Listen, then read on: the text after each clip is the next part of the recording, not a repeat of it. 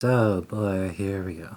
In case you somehow aren't aware, blackface is the process by which a non-black person does their makeup to make themselves appear like a black person, often to perform as a caricature of a black person in theater or film productions. This form of performance is widely considered to be offensive by most people, including myself, as it tends to be used to paint an insulting picture of black people. Now, for the sake of time, I'm not going to go into the entire history of blackface, because then we'd be here all day. I'm also only going over the times when a white man impersonates a black man, because Christ, we'd be here all week. So, I decided to go through some notable examples of blackface in film, and for reasons I'll go into later, I will restrict myself to only doing American films. Well, let's get into our first one. Oh god, do I have to start with this one? Seriously? Birth of a Nation is a propaganda film that came out in 1915 and is based off of the book The Klansman, written by Thomas Dixon Jr. that is about the birth of the KKK, a conservative group infamous for targeting, abusing, and frequently killing black people because they believed that they were the inferior race. Now, this film carries a frankly aggressive amount of baggage, and is arguably the best case for how a film can inspire people in all of the wrong ways. Whilst this film is still shown in film school for various reasons that I will not be getting into, I feel as though it is important to note that this film is an ungodly amount of racist. There are so many people in blackface that I just decided to randomly skip to random points in the film and found an example of it on my first try. Another big thing to note about this film is that it is arguably the best and most famous example for New South revisionism, which is a process by which historians make it seem like the Confederacy was the real victims of the Civil War. If you're looking for a modern day example, just look at the massive amount of people who still say that the Civil War is about state rights and not about slavery. You're welcome. And as if that wasn't enough, it is so racist that it was responsible for the rebirth of the Klan that still lives in the US over 100 years later. God, we have to move on. The Jazz Singer is a film that came out in 1927. It is about a Jewish man defying his father's beliefs to become a jazz singer. Now, as much as many of us probably don't want to accept, this film does actually have a very important place in film history, as it was the first feature film to have recorded dialogue. Whilst films had recorded sound before this point, this time people were watching a movie in the theater and actually hearing people talk for the first time. Wait a minute, you ain't heard nothing yet. Wait a minute, I tell you, you ain't heard nothing. You want to hear toot? All right, hold on.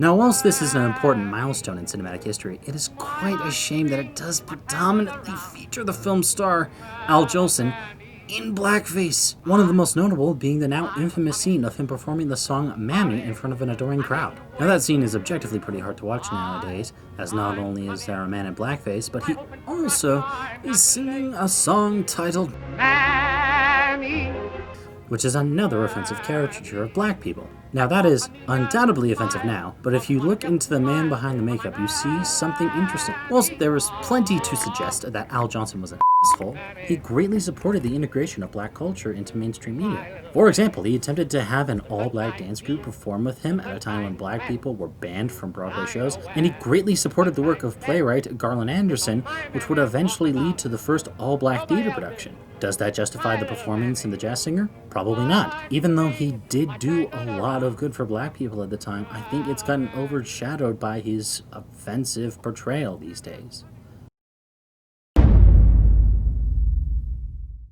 Now we're getting into an interesting area of blackface in film. Soul Man is a film that came out in 1986 and is about a privileged white kid who, after being cut from his family when trying to fund his college tuition, attempts to acquire a diversity scholarship to Harvard by pretending to be a black man. Oh boy, here we go. So, through roughly the 70s and 80s, blackface mostly seemed to stop being a thing in mainstream media, apart from being in satirical works. It would be used to reference the many stereotypes and struggles that black people face on a daily basis. For example, films like Silver Streak and Watermelon Man all attempted to show the struggles black people face in America to varying degrees of success. Some worked a little bit, but ended up being offensive for a lot of people, and some, like this film, tried but ultimately fell flat on their face and managed to do no such good. This film falls flat on its face so hard that it's garnered a reputation over the years as being one of the more offensive films with blackface in it. That's impressive. One thing of note, this film is arguably solely responsible for killing the career of the film's star C. Thomas Howell, an actor who was in nothing but hits like E.T. and The Outsiders. And it's mostly because the film doesn't really understand how to make fun of stereotypes. For example, this film may examine and try to delegitimize many black stereotypes of the 80s, such as Prince, aggressive sexual predators, and whatever the blue hell this is. However, it comes off more as a greatest hits of said racist stereotypes. The film never really condemns these stereotypes, but just references them. Ultimately, it's a film that tried to be something profound, but turned into the very thing it was parodying. Oh my god, we actually came across a watchable movie. I'm genuinely surprised. Shame it's the last one. Anyways, Tropic Thunder is a film that came out in 2008 and is about a group of actors who are portraying soldiers in an up-and-coming war film who are forced to become soldiers in real life when an insurgent group threatens their lives. Now, Tropic Thunder is pretty widely regarded as one of the better parody films to have come out in recent years, and much like any parody, it comes with its controversies. Not only does it have a character portraying blackface, but it also seemingly takes potshots at mental illness from an outsider's perspective. However, the movie doesn't do that, and instead fires shots at the people who take potshots at those people. For example, Robert Downey Jr. does not portray a black man, but plays an Australian method actor who decides to get pigmentation surgery to become a black man for a film. Instead of laughing at the people who are black and mentally handicapped, they laughed at the people who laughed at the people who are black and mentally handicapped. I don't believe you people. Huh? What do you mean, you people? What do you mean, you people? Huh? However, does that make the overall practice okay? I would argue no. A single well-written character performed greatly by an actor in a well-liked movie isn't going to change the decades of offensive portrayals. Just because Taika Waititi made a really good and really funny Nazi satire in Jojo Rabbit doesn't mean that the entire Nazi regime didn't kill 6 million Jewish people during the Holocaust. And it's clear that many people still hold that statement true to this day about blackface.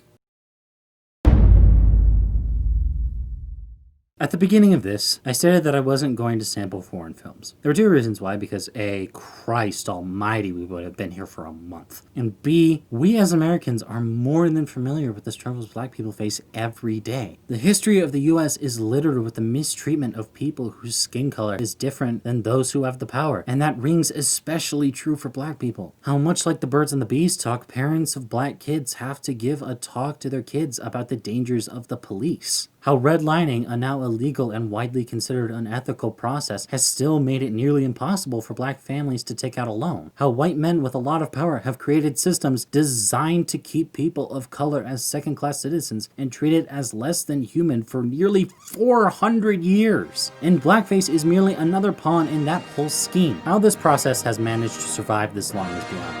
And in some cases, the act of doing blackface sometimes isn't even the most offensive part of the film. The Birth of a Nation was a 3-hour-long racism parade that gave the Klan a second chance at life. The jazz singer, whilst innovative for the time, used a performance art that many people consider offensive. Soul Man tried to make a statement about black stereotypes, but just became one by the time the credits rolled. And Tropic Thunder, even though not making fun of black people, still can't erase the long and rough history that it has. Hell, I didn't even go into the other racist stereotypes in film history. I could have just as easily gone through a list of the times a white man has played Fu Manchu, or how many times Rob Schneider has played an Indian man, or how the entirety of the film industry has treated Native Americans. And these practices have been going since Hollywood started. In fact, the money that Birth of a Nation gained was so much that it led to the creation of Hollywood. To put it into perspective, if you count for inflation, The Birth of a Nation was roughly as successful financially as Gone with the Wind, Star Wars, and Titanic, if not more. And if I'm being honest, it